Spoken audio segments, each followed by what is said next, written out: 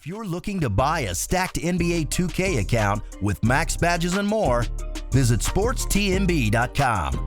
He has been in the community for years and has hundreds of reviews. Click the first link in the description to get your account today.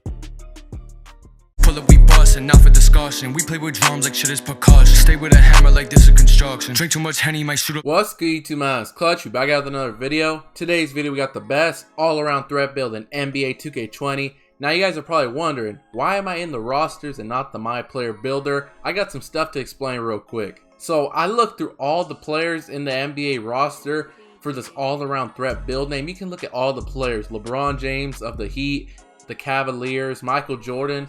All these players, none of them are named an all-around threat. The only person I could find that had this build name was Magic Johnson. So in theory, Magic Johnson actually is the best player on this game. And you guys can look at his ratings. I'm going to show you guys real quick. Look at all of his ratings. He has an A in every single rating. Nothing is lower than an A. So what that means is the all-around threat is the best build in the game. And let's take a look at his badges. You guys can see he has most of his badges in finishing and playmaking. Now, the reason why I'm showing you guys this is because I want to show you guys how you can actually make this build. So he has most of his badges in playmaking and finishing.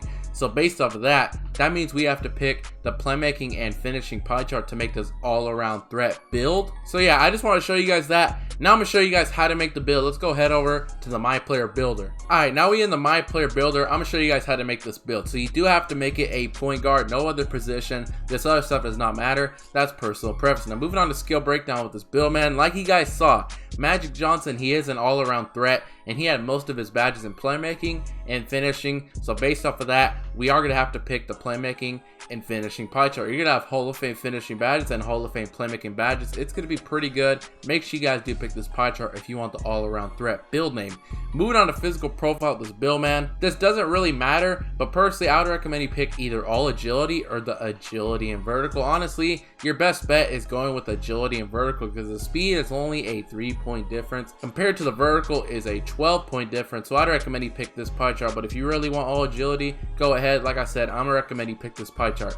Moving on to the attributes, man. Make sure you guys do it just like this so you get the maximum badges possible. Your close shot, you are gonna max this out. Same with driving layup, also max this out. Max out your driving dunk as well, just like that. And your standing dunk, just put this up +1 so you get 20 finishing badges. Now moving on to shooting, you're going to max out your mid-range shot. You also are going to max out your 3-point shot. Your free throw, I'm pretty sure you max this out as well, just like that. And your post fade, max this out just like that. Now free throw, I think you take this down -1. Yeah, you take it down just -1, put it to an 82. Now moving on to playmaking, you're going to put your pass accuracy to an 88, which is 1 point off of the max. And you are going to max out your ball handling just like that. So you get 22 playmaking badges. Now moving on to defense, you are going to max out your perimeter defense. Also max out your lateral quickness. Same with the steal. You also are going to max this out. And these remaining 43 upgrades, you're going to use that. Put that to your defensive rebounding just like that. So you get 9 defensive rebounding badges. And you guys can see, here's the build. You get 20 finishing, 13 shooting, 22 playmaking, and 9 defensive rebounding. You can add that up. That's a total of 64 badges for this all-around threat build. Now, if you guys did not know, the maximum amount of badges you can get on a build is 65, and the all-around threat is the best build in the game. Now let me show you guys something real quick. Now if you guys do want to get 65 badges with this build, take some upgrades off your defensive rebounding, put this to a 70 just like that, and you can put these 2 remaining upgrades, put 1 on your free throw. So you guys see you have 1 upgrade left. All you have to do is just take your 3-point shot to a 61, and you're going to max out your pass accuracy. So just put that to an 89, and then you can put these last 3 upgrades to your post moves, and you get an extra playmaking badge. Now this all-around threat build has 65 badges, which is the most amount of badges you can have in a build. Just imagine this build at Legend. You're going to have 105 badges. That is absolutely insane. Like I said, that's the maximum amount of badges you can have on a build in NBA 2K20. But I personally feel like the way I showed you with the 64 badges is better because some people already complain about having a low 3-point shot. And if you take your 3-pointer down a little bit just for an extra playmaking badge, you might not be able to shoot as good. Now, if you're one of those people that thinks you can shoot pretty good with having a low 3-pointer, by all means, go ahead and get yourself an extra playmaking badge. But personally, I'm just recommending max out your 3-point shot to a 64 so you can shoot the lights out. It's going to be way easier to shoot compared if you have a lower 3-point shot. So yeah, I'm recommending make the build just like this. Moving on to this other stuff, man. Body shape does not matter. Personally, I'm gonna just pick Burly. Like I said, it doesn't matter whatsoever what you pick. However you want your player to look will determine which body shape you pick. Me personally though, I'm gonna just pick Burly. Moving on to the height with this build, you can make the build 6'5" or 6'6".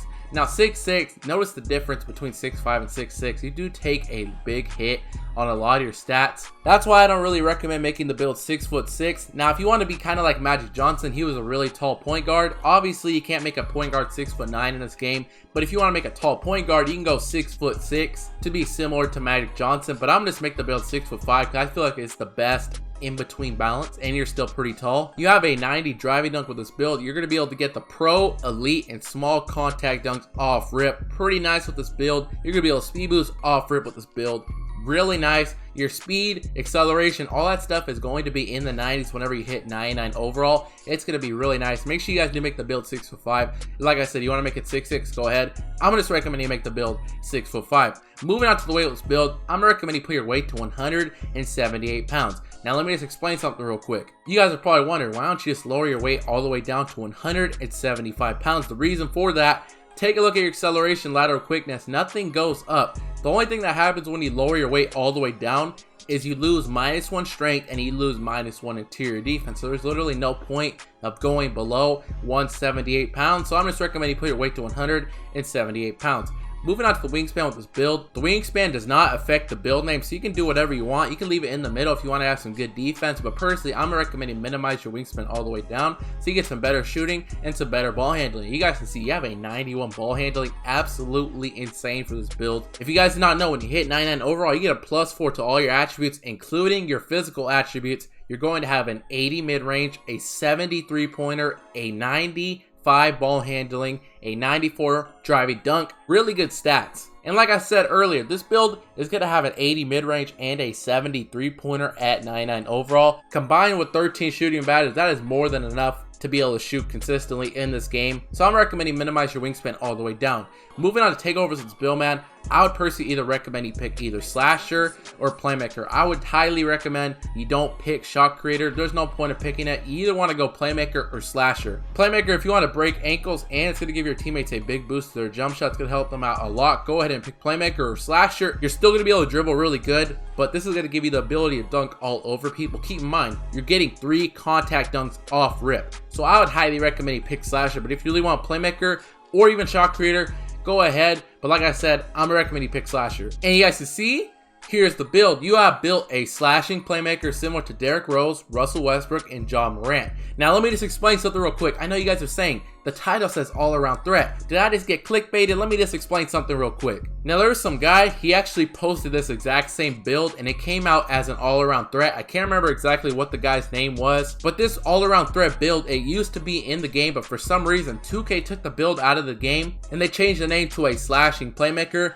But back when the build was in the game, this was how you made it. But yeah, even though the build all around threat is no longer in the game, this still is an all around build because you have really good finishing, you can shoot, playmaking is good, and you got good defense. It has the maximum badges you can get on this build. Like I said, if you took your 3-pointer down to a 61 and put your post moves up, you get 65 total badges, which is the most amount of badges you can get on any build in NBA 2K20. The way I made it, you get 64 badges, which is still pretty insane. You're going to have 104 badges at legend. Pretty insane. Now I'm gonna show you guys the best badges for this build, man. If you guys still watch this video, make sure you guys do the like button, subscribe, put the sub count real quick. You guys can see 45,500 subs. We're 500 subs away from 46K subs. You're watching this video now. You like what you see, make sure you guys do the subscribe and turn on notifications. Now we're gonna get straight into the best badges for this build. Put this to 99 overall real quick. Let me take the sub count off. Give me a minute. Now you guys can see 20 finishing badges. Like I just explained, man, you're gonna be able to get the pro, elite, and small contact dunks off rip. Keep that in mind. This build is absolutely insane. Combined with the slash takeover, it's gonna be really hard to guard you with this build. I definitely recommend throwing Hall of Fame contact finisher, fancy forward, probably auxiliary finisher as well. I feel like these 3 badges have to be on Hall of Fame with this build. Obviously contact finisher, you want to get contact dunks, you need this badge. Fancy fork, hop steps are so overpowered in this game. Combined with the slasher takeover, it's going to be really hard to guard. You definitely need that badge. And slither finish will help you drive past your defenders. 8 upgrades left. Giant Slayer, you are only 6'5", or if you made the build 6'6", you're 6'6", which is still kind of short in this game. So you could throw on Giant Slayer. I think I'm going to throw this badge on silver. Might as well. 6 upgrades left. There are a couple good badges you could throw on. I think I'm also going to throw on silver acrobat. 4 upgrades left. Consistent finisher, pro touch, lob city, relentless are some of the badges I'll consider. I think I'm throwing silver relentless and probably silver consistent finisher. I feel like these are going to be the best finishing badges for this build. You want some of the badges, so change your badges up, do whatever you want to do. You guys notice I could have did just 5 Hall of Fame badges, but I did want all of these badges, so I did decide to sacrifice doing Hall of Fame badges and did 4 silver badges. Moving on to shooting badges build, when you have 13 shooting badges, more than enough to shoot. You definitely need your quick draw on gold. If you don't have this badge on, you're not gonna be able to shoot. It's that simple. I know some people like having silver quick draw. Go ahead. Definitely don't go below silver though, because having bronze quick draw is like having no quick draw at all. So silver the lowest, but I'm just recommending throw it on gold. 10 upgrades left. You definitely want gold range extender as well with this build. This badge right here is up you shoot threes a lot better and a lot deeper, and it even activates on mid-range shots, so you definitely need that badge. 7 upgrades left. I would recommend throw on gold hot zone hunter. Now here is a very key thing. If you don't have your hot zones, don't throw the badge on because it's a waste. Whenever you get your hot zones, definitely throw the badge on. It's gonna help you shoot a lot better in your hot zones. But like I said, you don't have hot zones, don't throw the badge on. 4 upgrades left. Green machine, you definitely want this badge on. You can throw it on gold if you want to. I think might as well throw it on gold. You could do silver. Here's another combination I was thinking of doing. Maybe silver green machine and maybe silver deadeye or silver difficult shots. It's really up to you. I think I'm just throw on gold green machine and bronze deadeye. I feel like these are going to be the best shooting badges for the build. Like I said in every single of my videos, you want some of the badges, change your badges up, do whatever you want to do. Moving on to playmaking badges build, when you have 22 playmaking badges, you definitely want your Hall of Fame handles for days, Hall of Fame quick first step, and probably Hall of Fame space creator. I feel like those 3 badges, or at least these 2 badges, have to be on Hall of Fame for sure. Space creator is just another badge I decided to throw on. If you're ISOing with this build, it's going to help you create space from your defender to get that jump shot off, so I feel like it's a very nice addition for this build.